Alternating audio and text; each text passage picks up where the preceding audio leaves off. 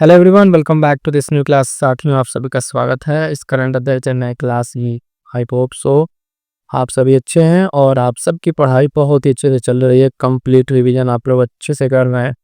आज के क्लास में हम लोग बात करने वाले जैसे कि आप देख रहे हैं मार्च 2025 और ये जो क्रॉनिकल मैचिंग है, कवर पेज तो इसका मई लिखा रहता है, लेकिन इसमें अंदर जो कंटेंट है वो आपका मार्च का है। तो हर महीने इसी तरीके से आपको करंट अफेयर जो है जस्ट उसके अगले महीने 13, 14, 15 तारीख को जो है आपको मिल जाएगी। आज 15 अप्रैल अगर आप देख रहे हैं तो आधे महीने तक 10 दिन के अंदर जैसे मैगजीन आती है आपको ये कंप्लीट करा दिया जाएगा। तो बने रहिए क्लास में। और स्पेशल फॉर और यारो बहुत सारी चीज़ें यहाँ पे आपके लिए कराई जा रही हैं।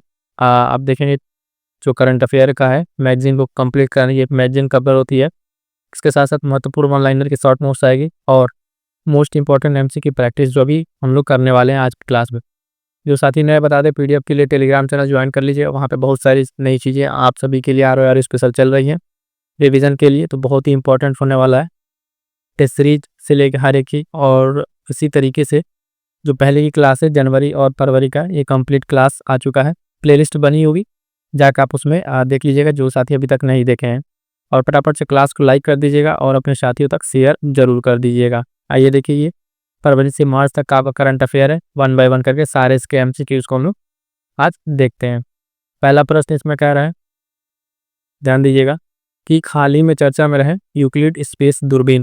पहला प्रश्न कि इसका मुख्य उद्देश्य क्या है। तो ये जो यूक्लिड स्पेस दूरबीन है, इसका मुख्य उद्देश्य की अगर बात करेंगे तो कह रहा है कि ब्रह्मांड के विस्तार की गति को समझना और डार्क मैटर का अध्ययन करना, पहला ऑप्शन।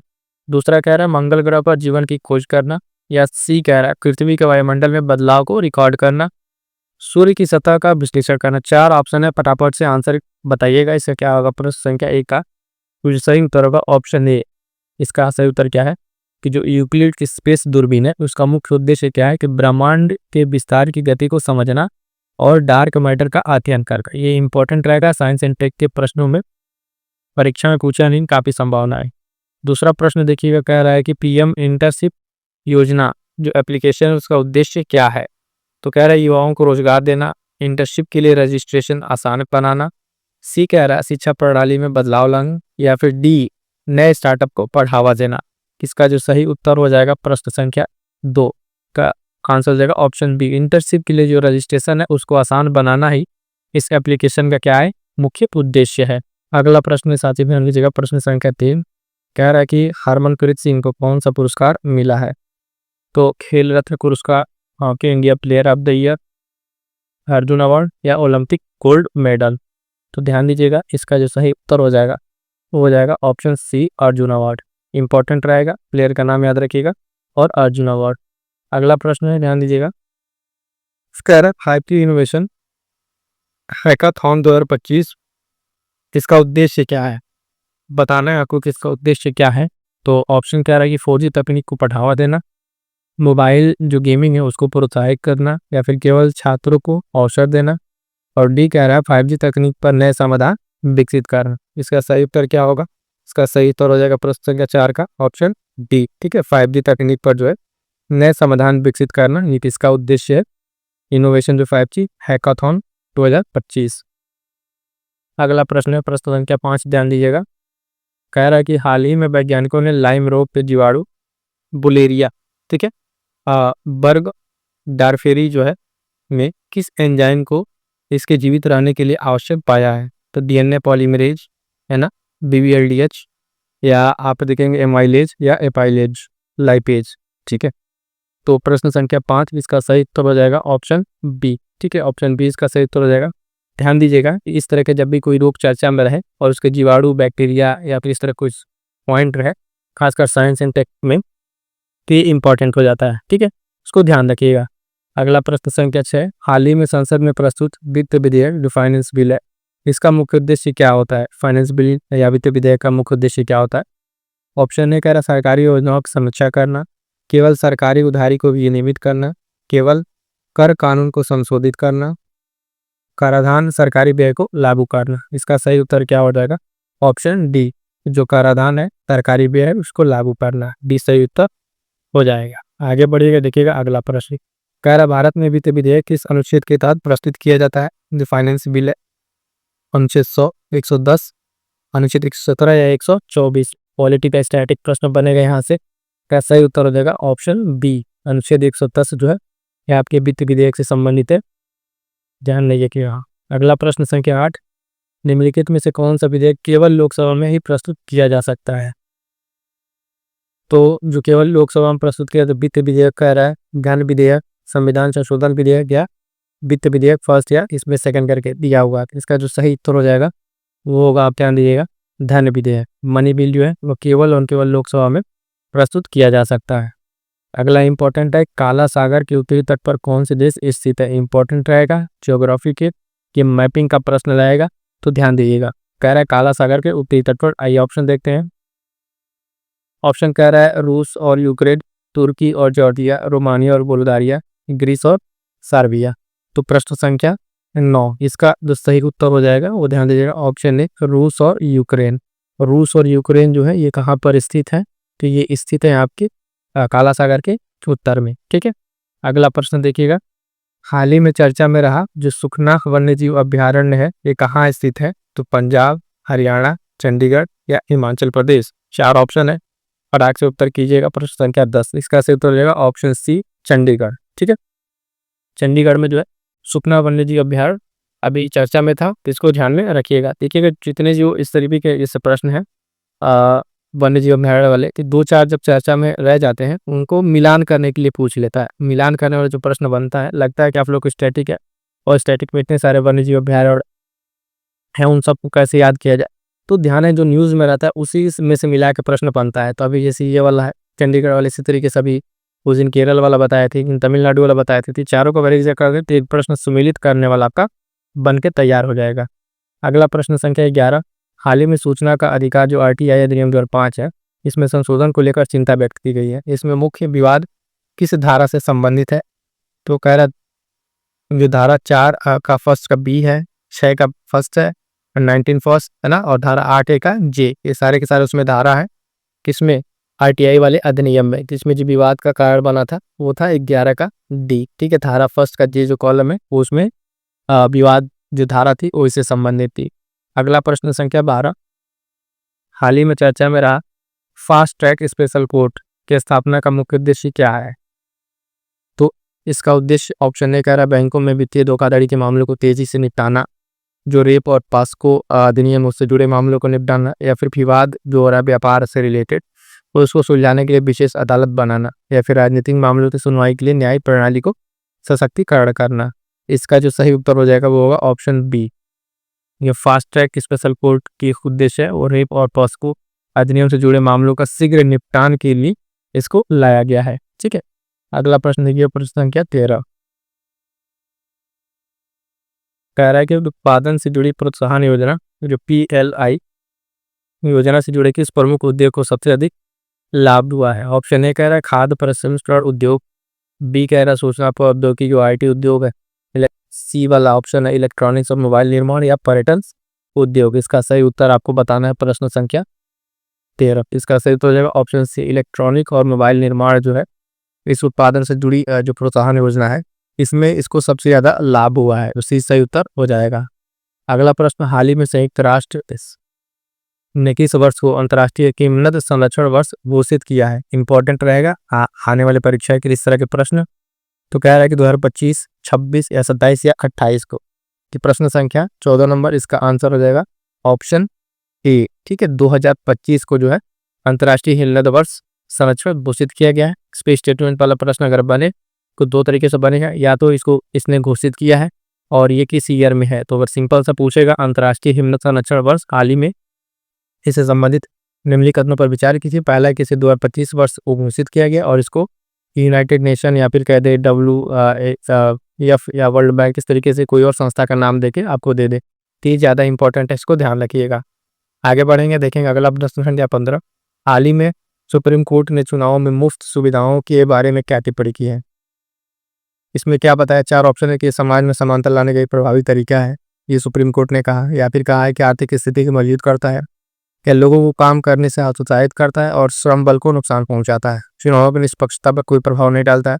आपको इसका आंसर पता चल गया होगा कि 15 का जो सही उत्तर है वो ऑप्शन सी है। देखिए, जो मुफ्त की सुविधाएं दी जा रही हैं इस पे क्या इसका प्रभाव पड़ रहा है या लोगों को काम करने से हतोत्साहित कर रहा है। यानी जब सारी चीज़ें अगर फ्री में आपको मिल जाएँगी तो फिर आप काम किस बात के लिए करेंगे। तो जो श्रम बल है उसको क्या पहुँचा रहा है, ये नुकसान पहुँचा रहा है, ठीक है। तो कहीं न कहीं ये इकोनॉमी के लिए बहुत हद तक ये सही नहीं है, ठीक है। अगला प्रश्न संख्या 16 हाल ही में चर्चा में रहे जो अफ़्सा अधिनियम है पहली बार कब लागू किया गया था? तो 1947, 1976 है ना, 1979 और 1958। 89 दिखेगा, सी वाला 89 था, ठीक है।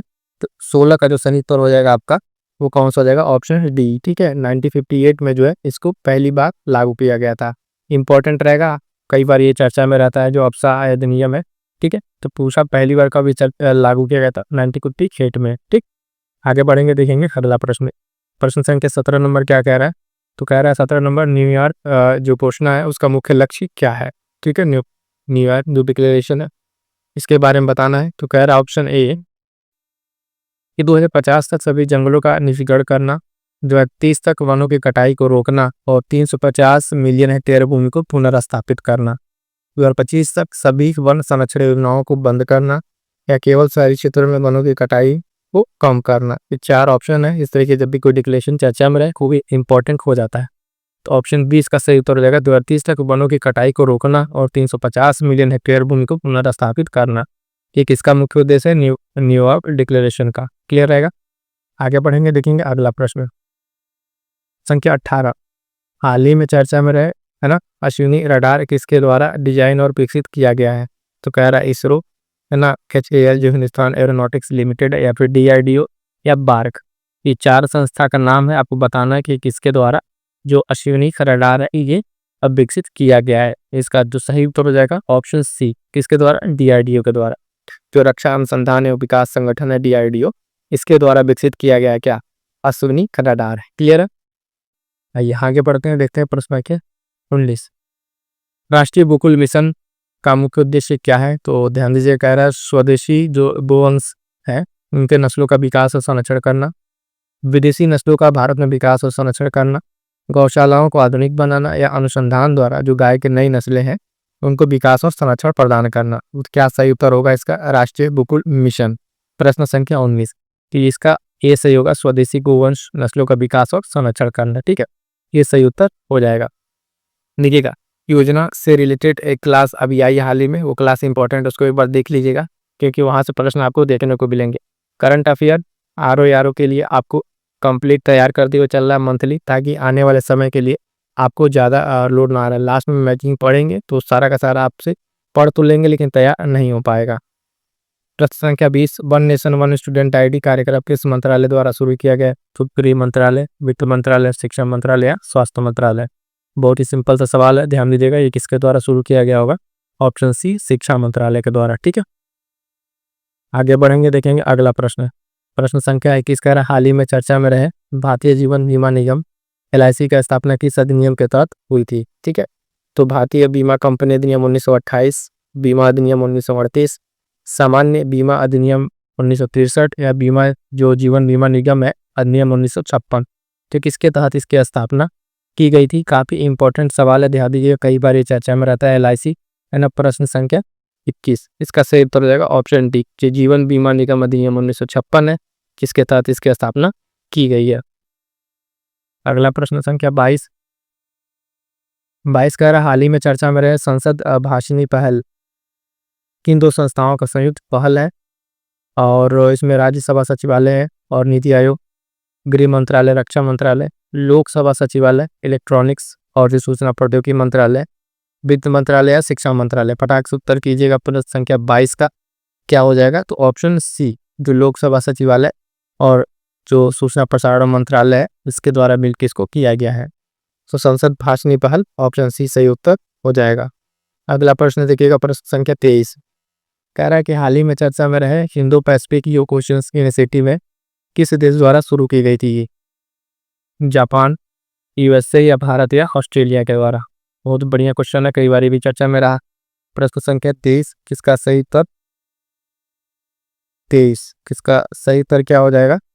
तो भारत, ठीक है, सी भारत इसका सही उत्तर हो जाएगा, ठीक है।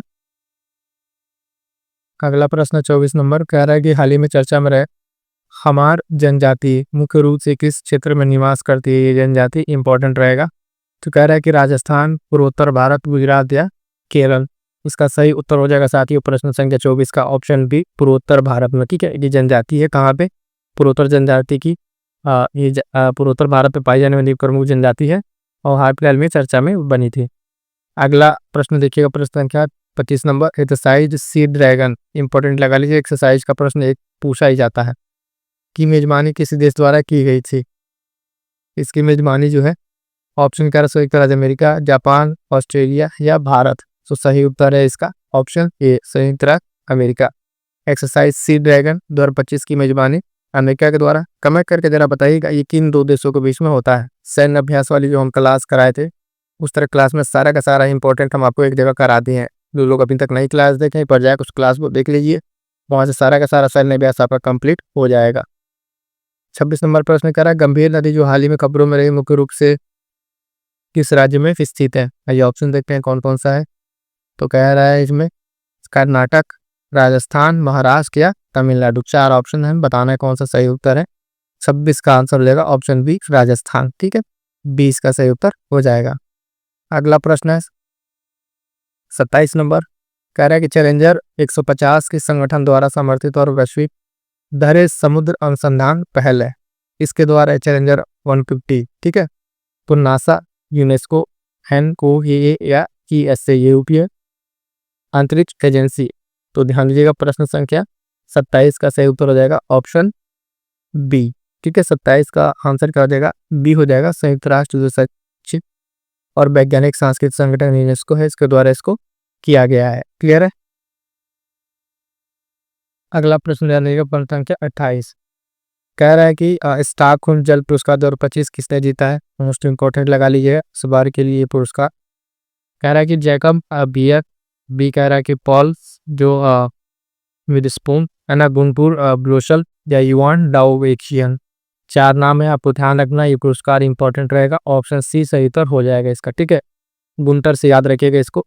ठीक है, और ये कौन सा पुरस्कार है? स्टॉकहोम जल पुरस्कार 2025। आगे बढ़िएगा, देखिएगा अगला प्रश्न संख्या 29, कह रहा है कि एक यूरेशियन जो बो शावक है, एक मध्य बड़े आकार का शिकारी पक्षी हाल ही में महाराष्ट्र के इस वन्य जीव अभ्यारण्य में देखा गया है। चर्चा में भी आएगा जो महाराष्ट्र का वन्य जीव अभ्यारण्य है। ये कह रहा है कि गौताला वन्य जीव अभ्यारण्य, मेलघाट वन्य जीव अभ्यारण्य, तानसा वन्य जीव अभ्यारण्य या कोयना वन्य जीव अभ्यारण्य। प्रश्न संख्या 29 का जो आपका सही उत्तर हो जाएगा वो होगा, ध्यान दीजिएगा, ऑप्शन सी, तानसा वन्य जीव अभ्यारण्य जो है इसका सही उत्तर हो जाएगा। आगे बढ़ेंगे, देखेंगे अगला प्रश्न संख्या 30 जो है, हाल ही में चर्चा में रहे श्रव्य एनक्लेव। ठीक है, किस तकनीक पर आधारित है? कह रहा है लेजर तकनीक, ये कह रहा है ध्वनि तरंग हेरफेर, विद्युत चुंबकीय तरंग या रेडियो तरंग हेरफेर। ध्यान दीजिएगा, इसका सही उत्तर क्या हो जाएगा? प्रश्न संख्या 30 का ऑप्शन बी। ठीक है, ध्वनि तरंग हेरफेर पे ये आधारित है श्रव्य एनक्लेव। अगला इंपॉर्टेंट प्रश्न संख्या 31, हाल ही में चर्चा में रहे स्पेसएक्स की स्टार लिंक सेवा भारत में किन कंपनियों के साथ साझेदारी कर रही है? तो ऑप्शन ए कह रहा है कि टाटा कम्युनिकेशन के साथ और वोडाफोन, भारती एयरटेल, रिलायंस जियो, बीएसएनएल या एमटीएनएल, माइक्रोसॉफ्ट या गूगल। ठीक, किसके साथ ही ये साझा कर रही है भारत में?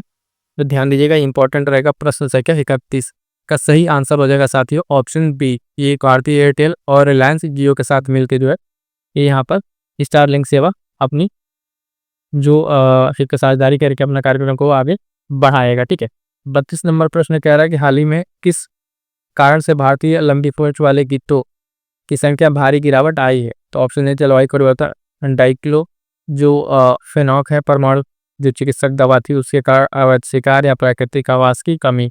तो ध्यान दीजिए, तो डाइक्लोफिनॉल जो दवा थी शायद 32 नंबर इसका सही आंसर हो जाएगा। यही भी ये जो दवा है यही सबसे ज़्यादा कारण बनी है, जो गिद्ध थे उनकी संख्या में गिरावट की। इसको ये दवा पशुओं को दर्द निवारक दवा दी जाती थी और ये उनके बॉडी में कहीं ना कहीं रह जाता था।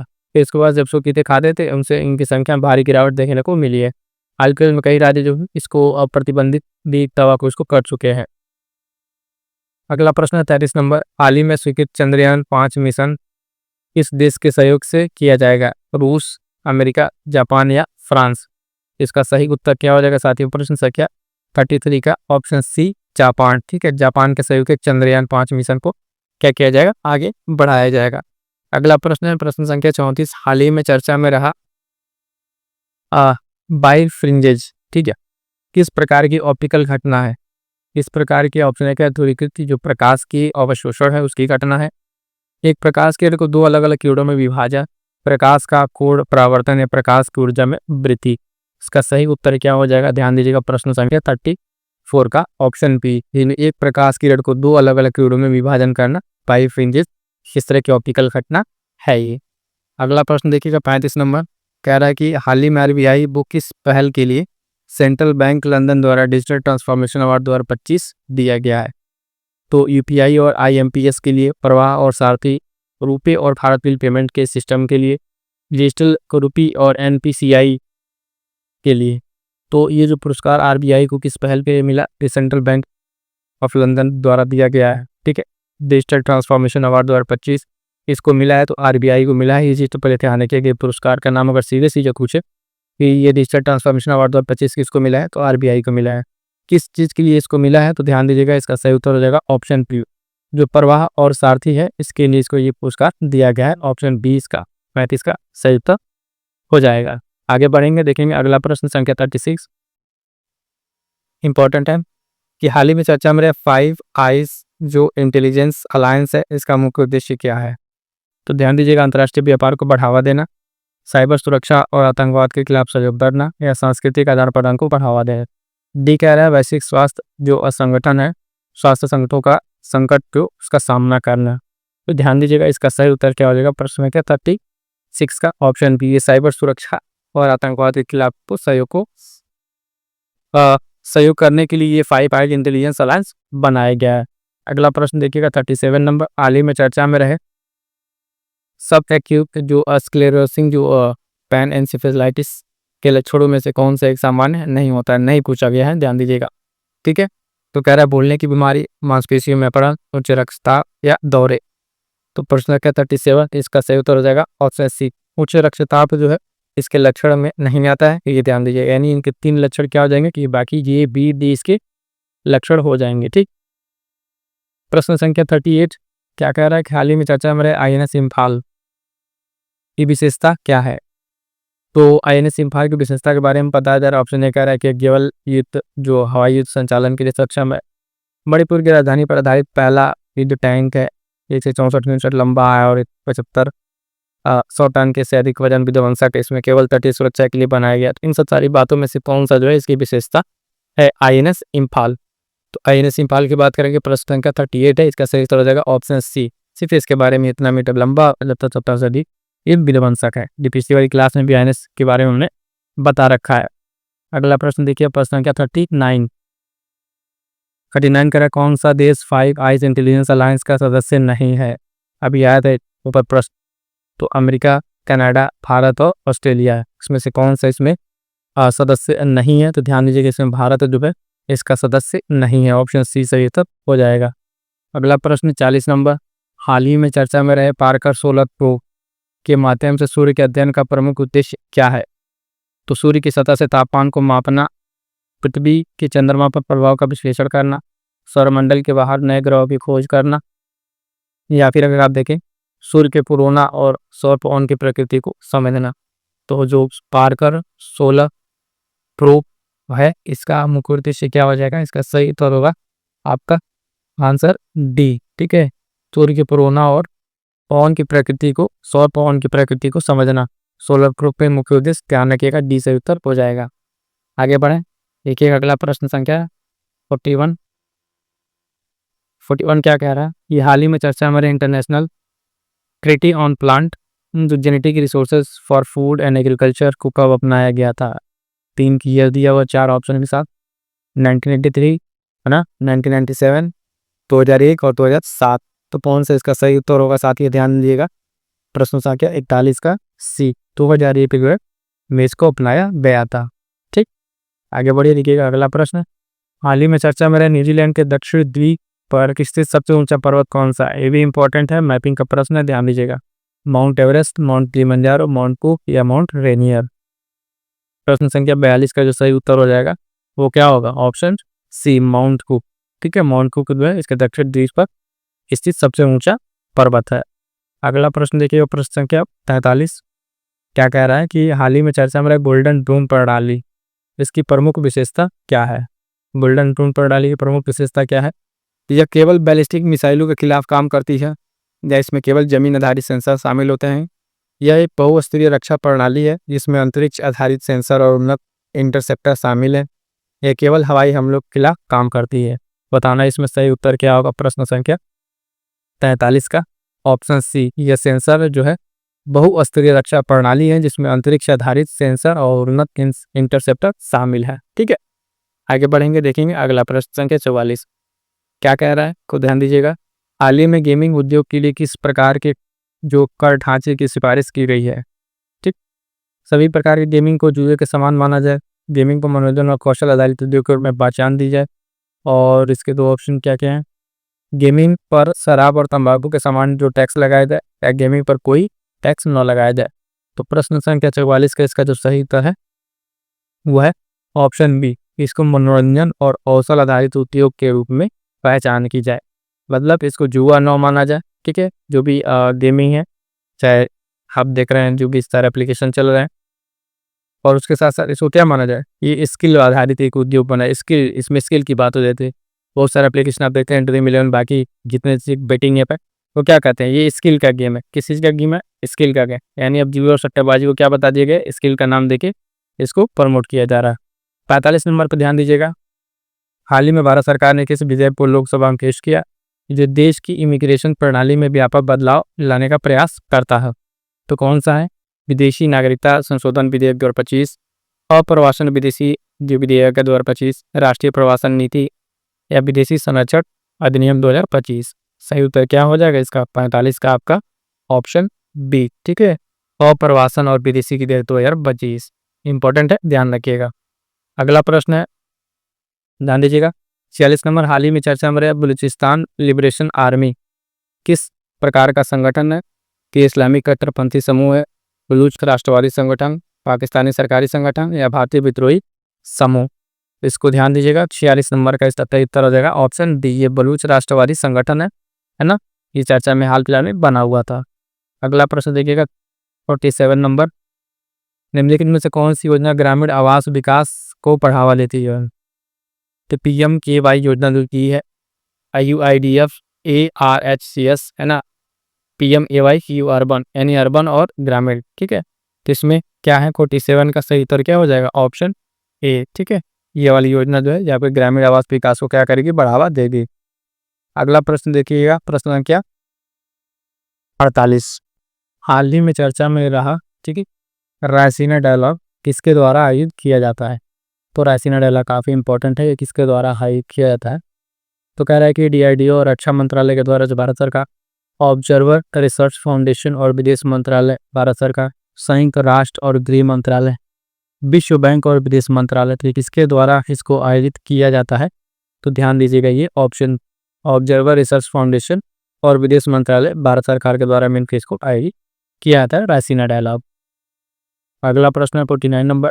होर्मुज जल डमरू मंडल किन दो जल निकायों को जोड़ता है? हाल फिलहाल में चर्चा में था, ज्योग्राफी का मैपिंग का प्रश्न आप कह सकते हैं इसको। क्या लाल सागर और भूमध्य सागर, फारस की खाड़ी और ओमान की खाड़ी, है ना। उसके बाद से अरब सागर और बंगाल की खाड़ी, काला सागर और कैस्पियन सागर। कौन सा उत्तर हो जाएगा होर्मुज जल डमरू मंडल के लिए? तो ध्यान दीजिएगा ऑप्शन बी, फारस की खाड़ी और ओमान की खाड़ी, इन दो जल निकाय को ये जोड़ता है। अगला प्रश्न नंबर 50। हाल ही में खबरों में रहा जो सीथिया रोजमेलेंसिस क्या है? ठीक है, सीथिया ये क्या है?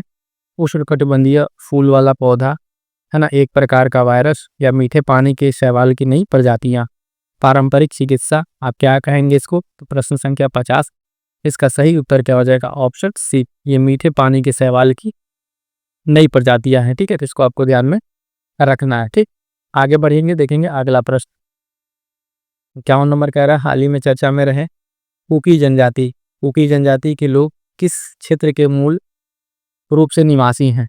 पश्चिमी भारत है ना, उत्तर पूर्वी भारत या म्यांमार और बांग्लादेश, दक्षिण भारत, मध्य भारत। आपको बताना है किसके लिए? कुकी जनजाति के लिए। क्वेश्चन नंबर 51 का सही उत्तर हो जाएगा ऑप्शन बी, ये उत्तर पूर्वी भारत, म्यांमार और बांग्लादेश वहाँ के मूल रूप से निवास करने वाले जनजाति हैं, कुकी जनजाति। ठीक है, आगे बढ़िए। देखिए अगला प्रश्न संख्या 52, कर हाल ही में चर्चा में रहे कुकी विद्रोह जो 1917 और 19 का मुख्य कारण क्या था? तो ब्रिटिश साम्राज्य के खिलाफ स्वतंत्रता की मांग, भूमि अधिकारों के लिए संघर्ष, सांस्कृतिक संरक्षण या आर्थिक असमानता। तो इसका सही उत्तर क्या हो जाएगा? इसका कारण जो था 52 नंबर प्रश्न का ऑप्शन नहीं है, ब्रिटिश साम्राज्य के खिलाफ स्वतंत्रता की मांग। ठीक है, तो ये इसका सही उत्तर हो जाएगा। अगला प्रश्न देखिएगा 53 नंबर, हाल ही में चर्चा में रहे INS इम्फाल किस परियोजना के तहत निर्मित है? प्रोजेक्ट 75, प्रोजेक्ट 70K है ना, प्रोजेक्ट 15B या प्रोजेक्ट 28। प्रश्न संख्या 53 का जो सही उत्तर हो जाएगा वो क्या हो जाएगा? 53 ऑप्शन आपका सी, ये प्रोजेक्ट 15B है ना, ध्यान दीजिएगा ऑप्शन सी पे आएगा ये ABC। ठीक है, प्रोजेक्ट 15B का सही उत्तर हो जाएगा। ठीक है, आगे बढ़ेंगे।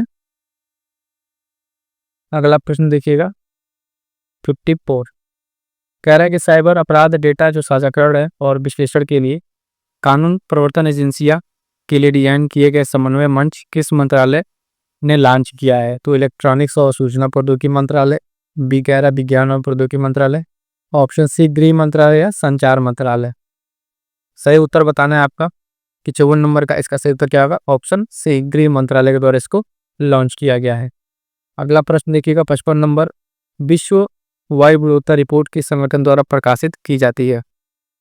किस संगठन द्वारा प्रकाशित की जाती है? विश्व स्वास्थ्य संगठन है ना, अंतर्राष्ट्रीय ऊर्जा एजेंसी है ना, एयर क्वालिटी जो है उसके द्वारा, और संयुक्त राष्ट्र जो पर्यावरण कार्यक्रम है UNEP के द्वारा। तो इसका सही उत्तर क्या हो जाएगा? प्रश्न संख्या 55, इसका सही उत्तर क्या हो जाएगा? ऑप्शन सी IQAir के द्वारा इसको लॉन्च किया जाता है। ठीक है, अगला प्रश्न 56 नंबर, हाल ही में संयुक्त राष्ट्र द्वारा हैमर्स जो क्लोज्ड पदक है किसे मरणोपरांत प्रदान किया गया है? तो संजना मिश्रा को है ना, श्यामला राम बिश्नोई और शिशुपाल सिंह को, या फिर खनीज कुमार वर्मा या महेश चतुर्वेदी। प्रश्न संख्या 56, इसका सही आंसर क्या हो जाएगा? तो ध्यान दीजिएगा साथियों, ऑप्शन बी है ना, श्यामला राम बिश्नोई और शिशुपाल सिंह को ये पुरस्कार दिया गया। इंपॉर्टेंट रहेगा, ध्यान दीजिएगा। ठीक,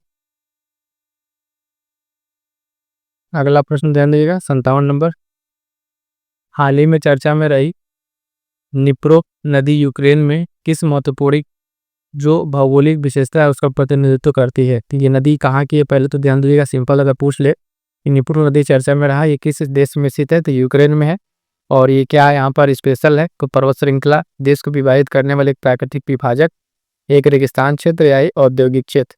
57 का आपका सही उत्तर क्या हो जाएगा? ऑप्शन बी, ये देश को विभाजित करने वाली एक प्राकृतिक विभाजक रेखा के रूप में काम करती है। और ध्यान दीजिएगा मैपिंग का भी प्रश्न है आपके लिए, इंपॉर्टेंट रहेगा। अगला प्रश्न 58, हाल ही में चर्चा में रही अंटार्कटिका सरकमपोलर करंट की गति में कमी का मुख्य कारण क्या है? तो ज्वालामुखी गतिविधियां, बी कह रहा है ग्रीन हाउस गैस उत्सर्जन, या फिर भूकंप या उल्कापिंड प्रभाव। ध्यान दीजिएगा इसका जो कारण है इसके करंट की गति में कमी का, ये हो जाएगा ऑप्शन बी ग्रीन हाउस जो गैस उत्सर्जन है, ये इसका मुख्य कारण के रूप में देखा गया है। अगला प्रश्न 59 नंबर, हाल ही में चर्चा में रहे ग्लोबल थर्मोहेलिन सर्कुलेशन का मुख्य कार्य क्या है? तो समुद्री जीव को नष्ट करना, पृथ्वी की जलवायु को नियंत्रित करना, महासागरों में प्रदूषण फैलाना, या समुद्री सतह का तापमान को बढ़ाना। इसका मुख्य कार्य क्या है? तो ध्यान दीजिएगा इसका मुख्य कार्य जो है वो ऑप्शन बी पृथ्वी की जलवायु को नियंत्रित करना। ठीक है, इंपॉर्टेंट रहेगा, ध्यान दीजिएगा आगामी परीक्षा के लिए। अगला प्रश्न है 60 नंबर, भारत की पहली वाणिज्यिक सेमीकंडक्टर जो फैब यूनिट है कहाँ स्थापित की जा रही है ना? तो खराड़ी महाराष्ट्र में, या धुलेरा गुजरात है ना, बनेरघट्टा कर्नाटक, या तूतीकोरिन तमिलनाडु। इसका सही उत्तर क्या हो जाएगा साथियों? तो ध्यान दीजिएगा प्रश्न संख्या 60 का ऑप्शन बी के धुलेरा गुजरात में स्थापित किया जाएगा। और ये मोस्ट इंपॉर्टेंट लगा लीजिएगा, आने वाले परीक्षा में प्रश्न आपको देखने को मिल सकता है। ठीक है, पहली वाणिज्यिक सेमीकंडक्टर जो फैब यूनिट है ये धुलेरा गुजरात में आपको स्थापित होते दिखेगी। ठीक है, आगे बढ़िएगा, देखिएगा अगला प्रश्न संख्या 61, हाल ही में भारतीय रिजर्व बैंक ने बैंकिंग प्रणाली में तरलता की कमी को दूर करने के लिए कौन सा उपाय किया है? तो ऑप्शन ए कह रहा है केवल नगद हाराची जो अनुपात है CRR में वृद्धि कर दिया है, या फिर केवल नीतिगत ब्याज दरों में कमी किया है, ओपन मार्केट ऑपरेशन रूप OMO है ना, उसका जो स्वयं नीलामी है उसको किया हुआ है, केवल वैधानिक तरलता अनुपात जो SLR है उसमें कमी किया है। तो अभी हाल फिलहाल में RBI ने ऐसा क्या किया है? तो RBI ने अभी अगर आप ध्यान देंगे ऑप्शन सी ओपन मार्केट जो ऑपरेशंस है और USD आप कह रहे हैं सेल स्वयं नीलामी, इसको क्या किया है? प्रमोट किया है। किसके लिए? तरलता की कमी को दूर करने के लिए। अगला प्रश्न ध्यान दीजिएगा 62 नंबर, हाल ही में चर्चा में रहे न्यायाधिकरण को संविधान के किस संशोधन अधिनियम द्वारा जोड़ा गया था? तो जो ट्रिब्यूनल्स के बारे में यहाँ पे बात कर रहा है 44वां संविधान संशोधन, 42वां, 73वां या 61वां हाल फिलहाल में चर्चा में बना था, तो उसका जो है ऑप्शन बी 42वां संविधान संशोधन के द्वारा इसको जोड़ा गया था। क्लियर है इतना? आइए आगे बढ़ते हैं, देखते हैं अगला प्रश्न। प्रश्न संख्या 63, भारत ने AI सुरक्षा के लिए किस मिशन के तहत AI सेफ्टी इंस्टीट्यूट की स्थापना की है? किस मिशन के तहत? तो डिजिटल मिशन, जो इंडिया मिशन है, skill India, India AI mission या मेक इन इंडिया, ये मिशन भारत द्वारा चलाए जा रहे हैं, उसको ध्यान दीजिएगा। तो इसका सी इंडिया AI मिशन के तहत इसको स्थापित किया जा रहा है। अगला प्रश्न, हाल ही में चर्चा में रहे NBFC को कौन नियंत्रित करता है? तो NBFC को कह रहा है केवल वित्त मंत्रालय, केवल भारतीय रिजर्व बैंक, या कारपोरेट मामलों का मंत्रालय और RBI दोनों, या केवल सेबी। एक इसके द्वारा इसको नियंत्रित किया जाता है NBFC को, की चर्चा में था, ध्यान दीजिएगा, इसको नियंत्रित किया जाता है कॉर्पोरेट मामलों का मंत्रालय और RBI दोनों के द्वारा। ऑप्शन सी सही उत्तर हो जाएगा। अगला प्रश्न है 65 नंबर, केंद्र सरकार ने सांसदों और पूर्व सांसदों के वेतन, भत्ते और पेंशन में कितने प्रतिशत की वृद्धि की है? 15%, 20, 24 या 30%। तो इसमें जो वृद्धि की हाल फिलहाल में देखी गई है, ये ध्यान दीजिएगा, ऑप्शन सी 24% की वृद्धि यहाँ पर की गई है। अगला प्रश्न है 66 नंबर, हाल ही में किसने राष्ट्रीय E-विधान एप्लीकेशन को लागू करने के लिए त्रिपक्षीय समझौता पर हस्ताक्षर किया है? 4 ऑप्शन है, फटाक से ऑप्शन देखिए, मैं आपको सही उत्तर बताता हूँ प्रश्न संख्या 66 का।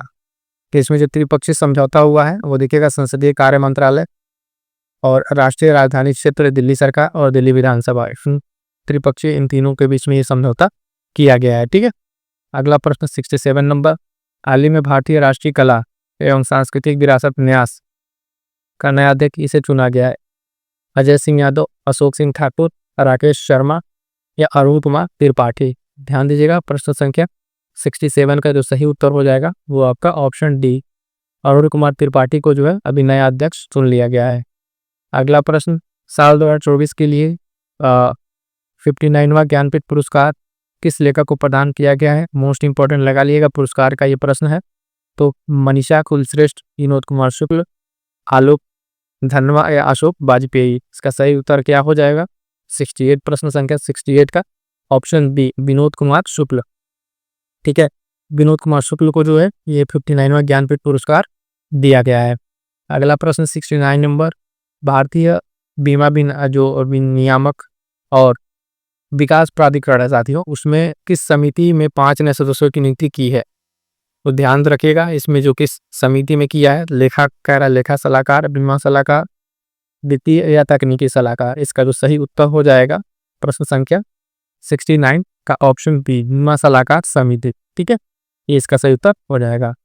अगला प्रश्न 70 नंबर, हाल ही में चर्चा में रहे अरबी पोंत, ठीक है, मुख्य उत्पादक देश कौन सा है? तो इसका मुख्य उत्पादक कौन है? चाड, नाइजीरिया, सूडान या ऑस्ट्रेलिया? प्रश्न संख्या 70 का आपका सही उत्तर क्या हो जाएगा? तो ध्यान दीजिएगा, ऑप्शन सी सूडान। ठीक है, सी सही उत्तर हो जाएगा। अगला प्रश्न 71 नंबर, स्वदेश दर्शन योजना किस मंत्रालय द्वारा शुरू की गई थी? संस्कृति मंत्रालय, पर्यटन मंत्रालय, सी कह रहा है गृह मंत्रालय या शहरी विकास मंत्रालय?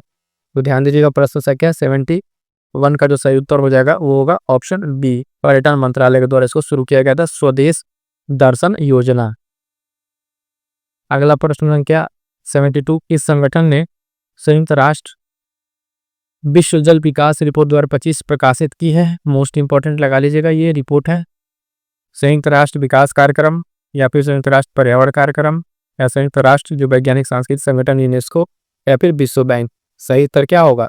इसका जो विश्व जल रिपोर्ट है किसके द्वारा प्रकाशित किया गया है, ध्यान दीजिएगा, विश्व जल रिपोर्ट। प्रश्न संख्या 72, इसका जो है ऑप्शन सी सही उत्तर हो जाएगा। यूनेस्को के द्वारा इसको प्रकाशित किया गया है। क्लियर है? आगे बढ़ते हैं, देखते हैं अगला प्रश्न।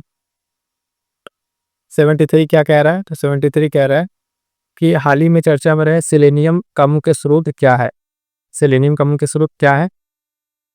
ऑप्शन ए कह रहा है समुद्री जल, धातु सल्फाइड का जो अयस्क है वो, वायुमंडलीय गैस या ज्वालामुखी विस्फोट। इसका सही उत्तर क्या होगा? प्रश्न संख्या 73 का, ठीक है, सही उत्तर क्या होगा? ऑप्शन बी, धातु सल्फाइड अयस्क परिशोधक। ये क्या है? इसका मुख्य स्रोत है, चर्चा में था क्या? सेलेनियम। अगला प्रश्न देखिए, प्रश्न संख्या 74, डीएनए के अल्ट्रा जो कंजर्व्ड एलिमेंट्स हैं वो क्या होते हैं? स्थिर रहने वाले डीएनए खंड, जैविक उत्परिवर्तन, डीएनए में हानिकारक उत्परिवर्तन, केवल बैक्टीरिया में पाए जाने वाले जीन। इसको ध्यान रखिएगा। प्रश्न 78 का जो सही उत्तर हो जाएगा वो होगा ऑप्शन ए, डी, स्थिर रहने वाले डीएनए खंड है ये, ठीक है। अगला प्रश्न ध्यान दीजिएगा, प्रश्न संख्या 75, हाल ही में चर्चा में रहे कुर्द समुदाय मुख्य रूप से किस क्षेत्र में निवास करता है? तो कह रहा है यूरोप, मध्य एशिया, पश्चिम अफ्रीका, इराक, ईरान, सीरिया या तुर्की में। तो ध्यान दीजिएगा, ये जो निवास करता है इसका सही उत्तर क्या हो जाएगा? Option D, Iraq, Iran, Syria और तुर्क वाले एरिया में ये निवास करता है कुर्द समुदाय। अगला प्रश्न 76, अप्रैल 2025 में भारत के साथ जो एकमी नामक समुद्री अभ्यास है, इसकी सह मेजबानी कौन सा देश कर रहा है? तो मॉरिशस, मोजाम्बिक, केन्या या तंजानिया। 4 ऑप्शन है, बताना है कौन सा इसमें सही उत्तर होगा। तो प्रश्न संख्या 76 का सही उत्तर हो जाएगा ऑप्शन डी, तंजानिया, ठीक है, तंजानिया इसका सही उत्तर हो जाएगा। अगला प्रश्न देखिएगा 77 नंबर, मार्च 2025 में किस राज्य सरकार ने मानव अंगों और ऊतकों के प्रत्यारोपण अधिनियम को अपनाया है? तो 4 ऑप्शन आपके पास, तेलंगाना, उत्तर प्रदेश, उड़ीसा या हरियाणा। सही उत्तर क्या हो जाएगा? प्रश्न संख्या 77 का तेलंगाना, ठीक है, ये सही उत्तर हो जाएगा। आगे बढ़िए, देखिएगा अगला प्रश्न 78 नंबर, नागार्जुन जो सागर श्रीशैलम टाइगर रिजर्व है ये किस राज्य में स्थित में है? ये हाल फिलहाल में चर्चा में बना हुआ था। ऑप्शन कह रहा है केरल, आंध्र प्रदेश, तमिलनाडु या कर्नाटक। तो सही उत्तर हो जाएगा ऑप्शन सी, आंध्र प्रदेश, ठीक है, आंध्र प्रदेश में ये स्थित है, ठीक है। आगे बढ़ेंगे, देखेंगे अगला प्रश्न संख्या 79, बिल्ली जीन किंग कप एशिया जो ओशियानिया ग्रुप फर्स्ट है टेनिस टूर्नामेंट की मेजबानी जो है, हाँ आप देखेंगे इसमें कौन सा भारतीय शहर कर रहा है? तो जयपुर, इंदौर या नई दिल्ली या पुणे। इसका सही उत्तर क्या हो जाएगा? 79 का ऑप्शन डी, पुणे सही उत्तर हो जाएगा। अगला प्रश्न जो है 80 नंबर, हक्की पिक्की जनजाति मुख्य रूप से किस राज्य में पाई जाती है? तो ऑप्शन कह रहा है बिहार, कर्नाटक, उड़ीसा या असम। इसका सही उत्तर क्या हो जाएगा? प्रश्न संख्या 80 नंबर का ऑप्शन बी, कर्नाटक सही उत्तर हो जाएगा। अगला प्रश्न देखिएगा 81 नंबर, राजीव युवा विकास जो योजना है विकासम किस राज्य सरकार द्वारा शुरू की गई है? कह रहा है महाराष्ट्र, तेलंगाना, गुजरात या राजस्थान। तो इसका सही उत्तर क्या हो जाएगा? प्रश्न संख्या 81 का ऑप्शन बी, तेलंगाना, ठीक है। अगला प्रश्न देखिएगा 82, किस संगठन ने अंतरिक्ष जो मिशन है उसके लिए high speed micro processor Vikram 3201 और कल्पना 3201 विकसित किया है? तो किसने विकसित किया है? तो कह रहा है HAL जो हिंदुस्तान एरोनॉटिक्स लिमिटेड, DRDO या इसरो या भेल। किसके द्वारा ये विकसित किया जा सकता है? कि इसका जो सही उत्तर हो जाएगा ऑप्शन सी, भारतीय अनुसंधान संस्थान इसरो के द्वारा, ठीक है, इंपॉर्टेंट रहेगा। सीधा सीधा अगर पूछ लिया कि विक्रम 3201 और कल्पना 3201 क्या है, तो ध्यान दीजिएगा अंतरिक्ष मिशन के लिए हाई स्पीड माइक्रो प्रोसेसर है, इनका नाम है।